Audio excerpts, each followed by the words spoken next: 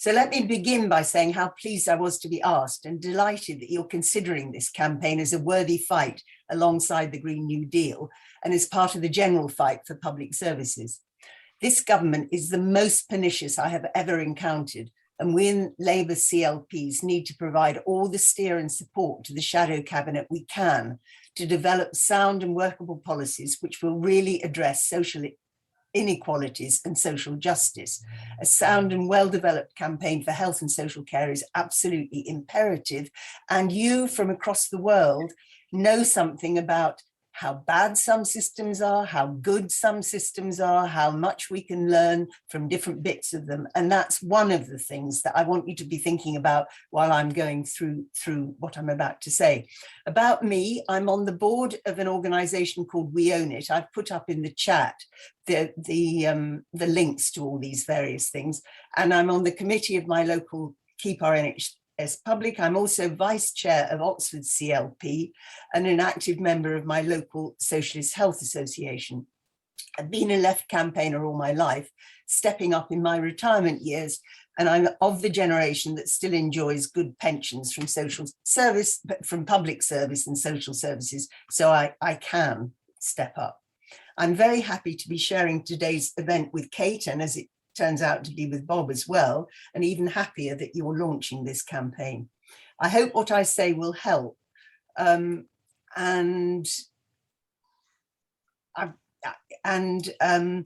look forward to hearing more of your ideas for the campaign. I'm going to start with a quick overview of the present setup here in England. Other parts of the UK, like Scotland and so on, have managed better, and then take you back to the beginning, because I don't think we can properly understand what's happening and fight it effectively without revisiting some of the last 74 years. I want to show how private firms have been invited in to hollow out the heart of our NHS and social care, and have done just that. And I'll then talk about the campaigns and finish by looking at where our energy and yours must go in the present climate. We have a system which has been fragmented and eaten away over the decades, privatized from within, and cherry-picked services, big national contracts with global health outfits like United Health Europe, Kaiser Permanente, InHealth, all global firms. We have been saddled with new build privately financed initiatives that have left local systems to service the debts, hospital trusts that are ripe for private takeovers when they can't make the finances add up, like Hinchinbrook, which you will have heard of. And our system is now made up, on average, of between 15 to 20% outsourced services. That is ones which are run for the NHS under contract by private for-profit providers. Some specialist services are considerably more privatized than others. Child and adolescent mental health, I believe, is nearer to 80%, and mental health emergency beds are now utterly dependent on a ring of private mental hospitals run for eye-watering profits by the Priory Group. Some, on the other hand, have been much less privatized. The profit margins simply aren't attractive. Those services for complex chronic people with chronic conditions are much harder to squeeze dry than quick in and out knee operations or CT scans or oscopies of one kind or another. Especially since if things go wrong with the oscopy or turn chronic in such services, you always have the safety net as a private provider of A&E in the NHS, and an excuse that is, oh, it's not in our contract if things go wrong. And of course, your staff can be poached from the NHS who provide the training free of charge to you. Routinely, if you look at a system like my own in Oxfordshire, you'll find hospital cleaning services privatised, pathology, eye tests, agency staff, musculoskeletal services, sex clinics, hips, scans. Every month, a new van appears on our roads with NHS alongside some private company logo or other. Ambulances are a great one at the moment. You wonder what on earth this ambulance is screaming along. It seems to be NHS, but then it's called something entirely different. So So the NHS Trust finance staff also struggle with privatisation on another front. As well as servicing contracts for agency staff or cleaning companies, they have to meet those PFI repayments for buildings, and they have by law to take priority over patient care in the account books. And of course, they struggle with highly inadequate funding from the Treasury. As SOS NHS says, we are collectively managing on an annual deficit of over 35 billion.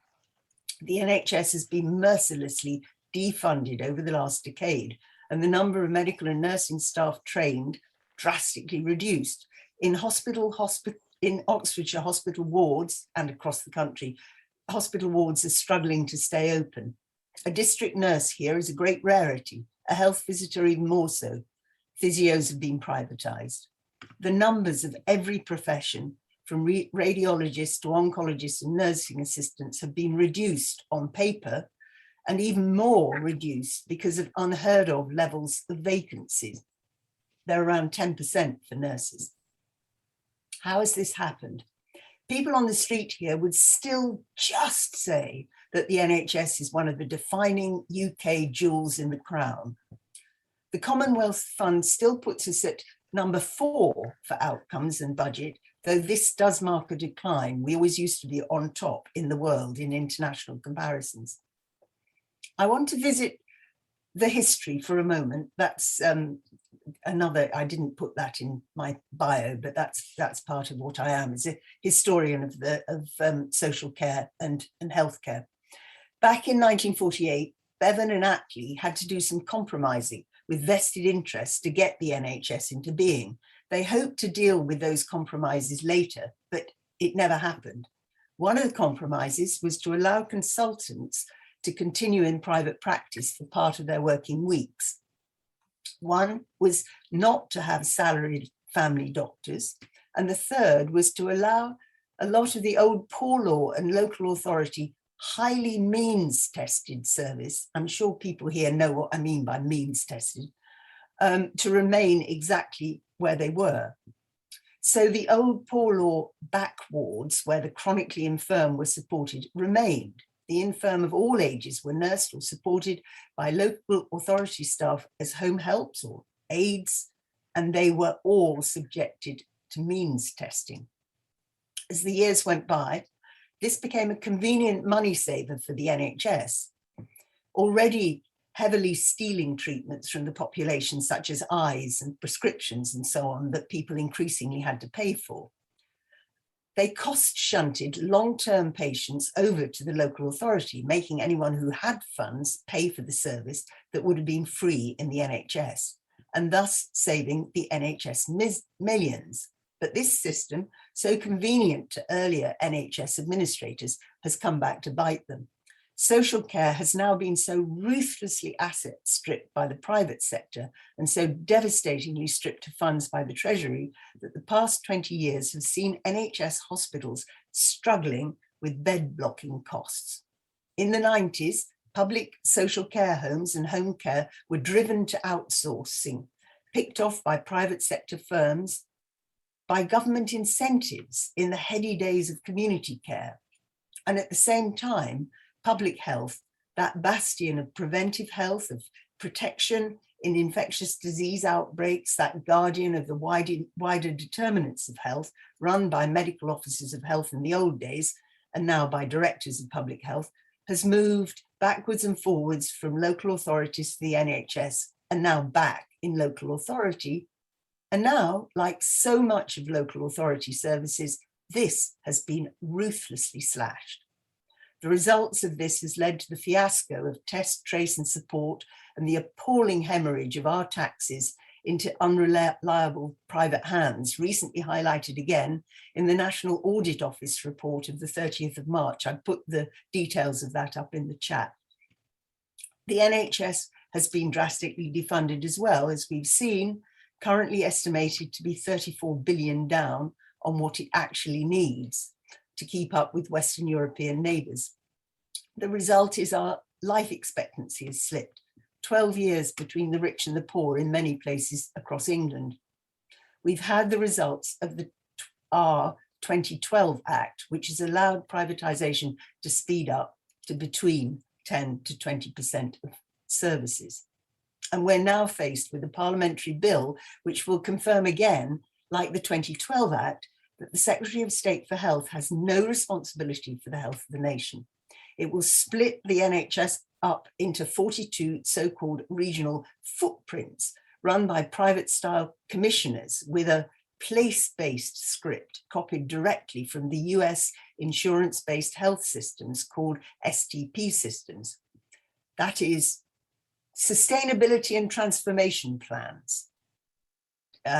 Anything with names like that, you suspect, you wonder what the hell they're talking about, and you know that there's something underneath it. And these 42 will be run by CEOs like any old private business, behind closed doors, imperfectly connected to any democratic system, able to ride roughshod over NHS trusts or close down community hospitals or health centres or cut services, all in the interest of the only thing that's important for them, which is their bottom line. There will be no recourse to local scrutiny unless the particular ICS puts that in their constitution. This is the latest reorganisation of the deputy chairs and probably the worst, worse than the purchaser provider split, the PCTs, the CCGs, NHS England, regional commissioning bodies and all the rest. So there's the gaping hole in the finance. There's the vacancy level for nurses. There's staff morale, which is definitely faltering. There's social care that's barely surviving and public health that struggles. What's to be done? And are there any pointers for your health and social care campaign? Well, there are a large number of campaigning organisations, and currently SOS NHS, I put the details up, is the widest umbrella for NHS, incorporating health campaigns together, Keep Our NHS Public, We Own It, Just Treatment, trades unions, 53 organisations in all. It has 3 demands, which they all will subscribe to. And those 3 demands are 20 billion to save lives this winter, invest in a fully publicly owned NHS, guarantee free health care for future generations, and pay staff properly. Without fair pay, staffing shortages cost lives. It states, our strategic objective is to build the strongest alliance between unions, NHS campaigns, health and care staff, social movements and civil society organisations working in and for our communities, and to demand in the immediate term an emergency funding of 20 billion. Our objective should be to reach out to the wider population using our alliance members to extend the reach of our message and our demands for change. It had a February the 26th event across 85 locations and another planned. It would be great to have an international delegation next time from you. Maybe you'd like to put your name at the bottom of SOS NHS. On social care, which I really think has to be looked at as well alongside NHS, if the NHS is, well, as you do, health and social care are really important. The best report to date, in my view, is the women's budget one. Again, I put the details up, which states 3 demands: a generous new funding settlement for social care, 19.6 billion for a transformed care service, open and free, so not means tested, to all from early on in their care needs when they're still moderate, to help preserve and enhance independence. 12.3 billion for an enhanced care workforce who should be paid up to 75% as much as nurses, as they are in Scandinavia, and given a career structure and a proper training with higher levels of skill.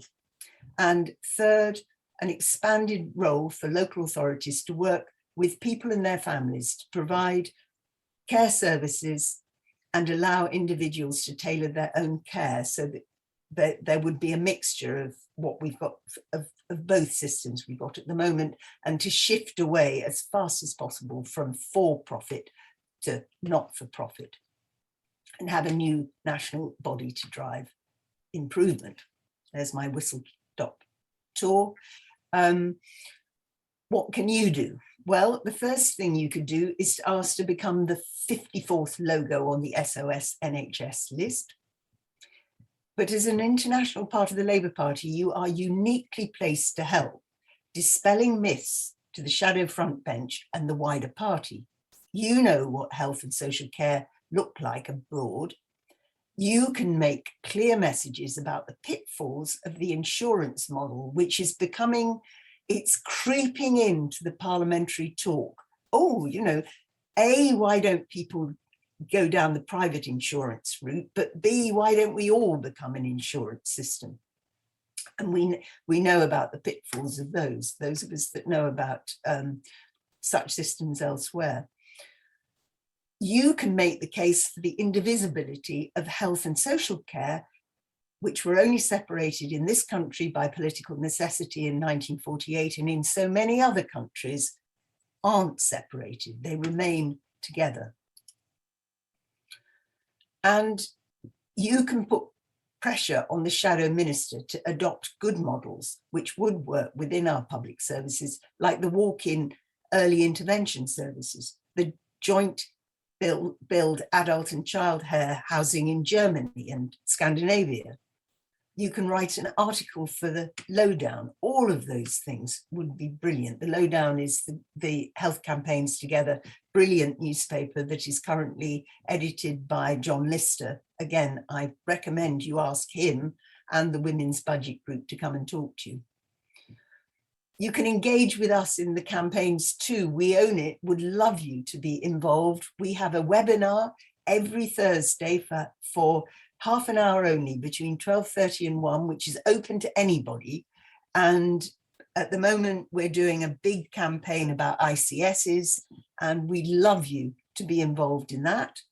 I haven't mentioned the Socialist Health Association. Again, you can be involved in that. Maybe some of you are.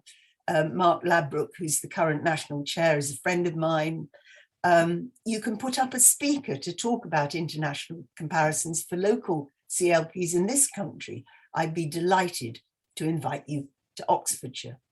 And I can say something later about the actual campaigns that I'm involved in, like the vaccine centre, which has just been sold off to a private company, the People's COVID Inquiry, the earwax removal campaign, and various other things, and things in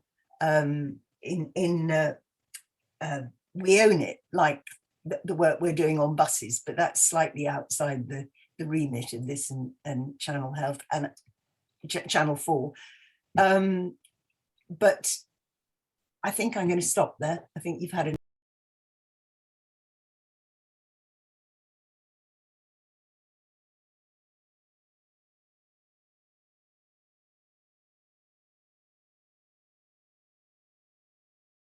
Health and Social Care Act came in. What I want to focus on is just to broaden things out and then just to narrow them down in terms of direct impact on patient care and staff. What Liz has outlined has been a 40-year cross-party betrayal of the public interest. And we are entering the final phase. Healthcare to the people who are running the show is not there to serve people's needs, but a means to extract profit.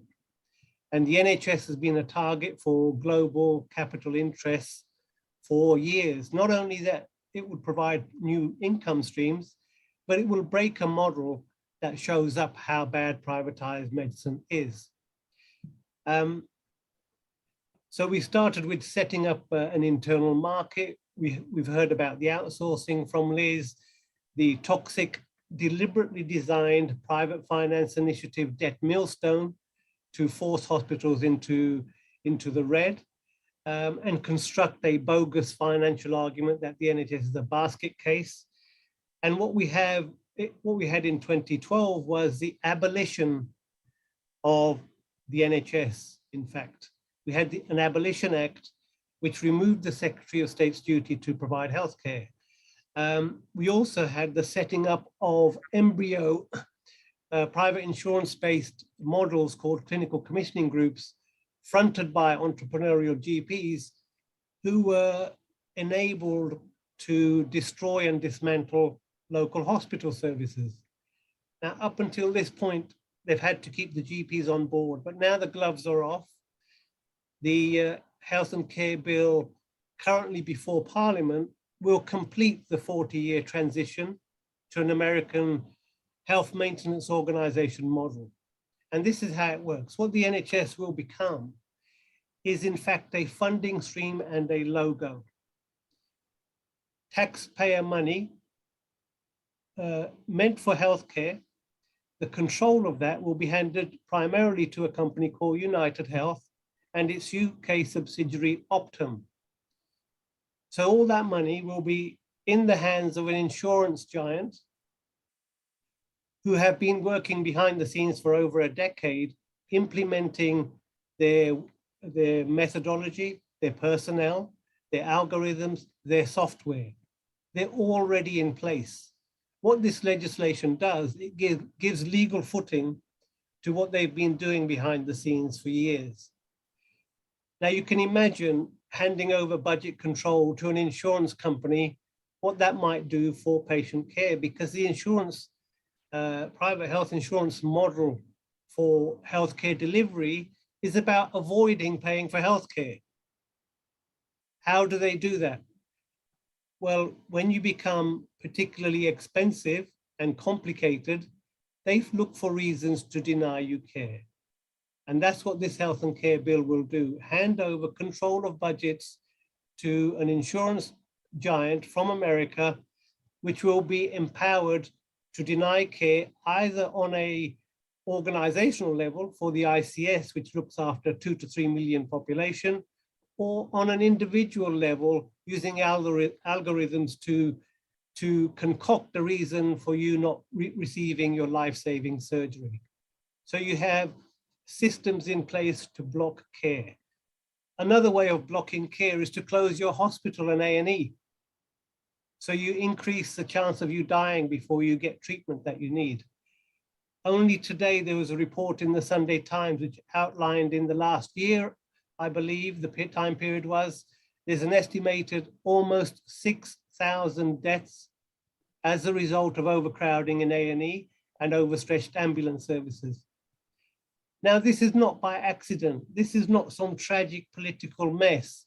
This is by design, because sick people, elderly people, poor people are not profit streams.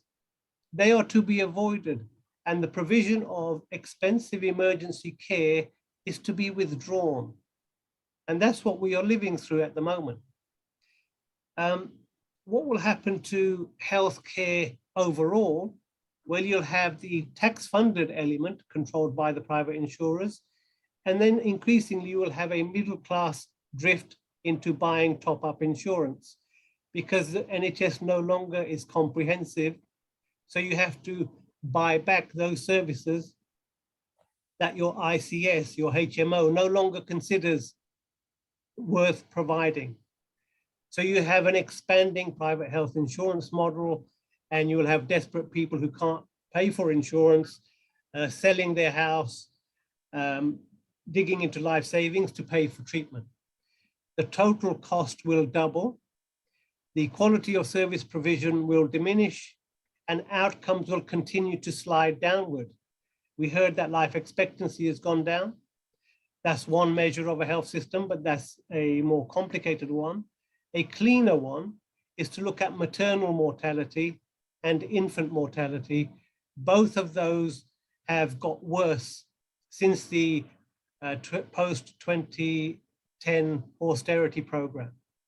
So we are seeing all these hard endpoints, measurable effects of health policy and social policy and economic policy killing off thousands of people preventively. So what I'm trying to get across to you, this is not some theoretical future gazing. This is happening now and is set to get worse. While we're all distracted by COVID and now Ukraine, our government is willfully setting up a system which will lead to mass preventable harm and death in England. What does it mean for the staff? Well, the staff have had their contracts eroded. In 2016, we had the junior doctor dispute in this country, but the BMA sabotaged their own industrial action and took the wind out of the sails of a very publicly supported campaign, and in effect destroyed the momentum behind that very critical action, which could have done a lot of good to prevent the privatization. I want to make you aware of something called the Social Partnership Forum, which is an agreement between the health unions and NHS England not to rock the boat. Our health unions are in bed with the government and NHS England not to prevent the transition to an American model of care. That is a very big problem. The Labour Party. There was a brief hiatus in the pro-privatization expressions and actions when Corbyn was in power. But if you listen closely to what Starmer has said at the Brighton conference and what the Shadow Health Secretary said more recently in terms of how we would cope with the backlog of work in the NHS, the elective care waiting list that has grown massively, well, he harped back to the 2000 Alan Milburn policy of using our friends in the private sector. So the current Labour Party leadership is committed to privatization. The Liberal Democrats enabled privatization in 2010. They were in bed with the Conservatives' 2012 Act. And unfortunately, our unions are pretty much in bed with what's going on, although recently Unite have made quite a vocal campaign in trying to raise awareness, but yet they're still members of the Social Partnership Forum. I've included some links which outline this in a bit more detail. I want to just focus now on general practice. Now, unfortunately, most GPs are busy. We're led by an organization that has kept us in the dark and treated us like mushrooms, feeding us you know what, and not shedding much light on what's going on. GPs have been largely and unwittingly the makers of their own demise.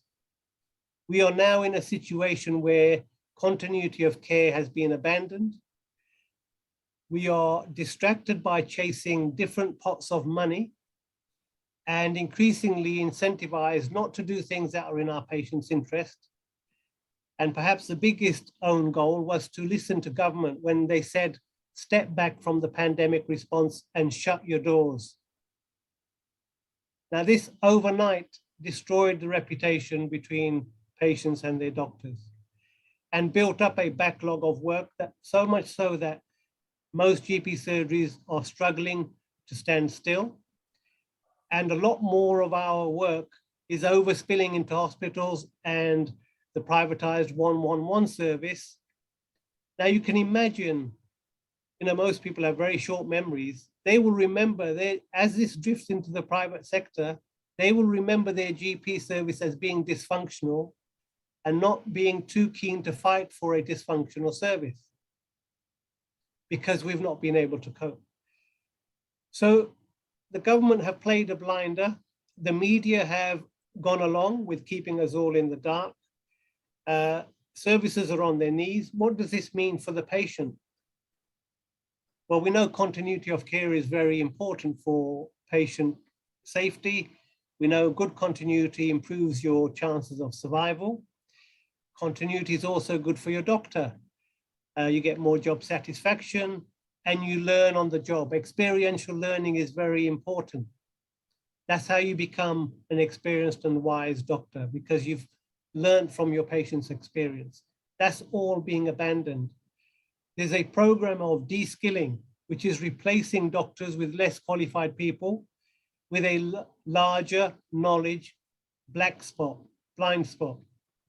So if you put a physiotherapist or a receptionist in charge of triage, you can imagine there will be more people slipping through and falling through the net and paying the price with preventable harm and perhaps death. So there's a de-skilling agenda. I talked about the junior doctor contract being trashed so that out of hours work and working on the weekend, automatic pay progression, all these things have gone. And no longer do they have a contract with the NHS. Their contract is with the employer, ready for corporate takeover. The current bill will extend the attack on NHS staff. It will get rid of national bargaining. You would have thought that's something that the unions might be interested in. It will remove protections on being overworked, and it will take away the need to have qualified staff providing care. It deprofessionalizes the NHS. And another pretty blatant safeguard, it removes the statutory duty for the hospital and social services to ensure that an elderly, frail person is safe to be discharged home. So we will be able to replicate the American patient dumping scandal, where they dump sick people at home without support.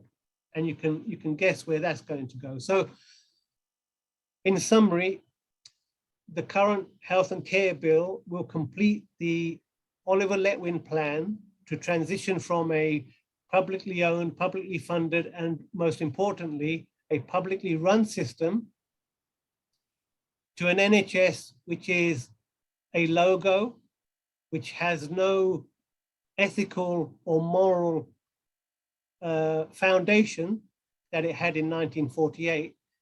And behind that logo will be a budget which will be tapped by private providers. And there will be a continuing downward trajectory in terms of patient experience, patient safety, staff morale, staff retention, and we will all end up be paying double for a worse service. Thank you.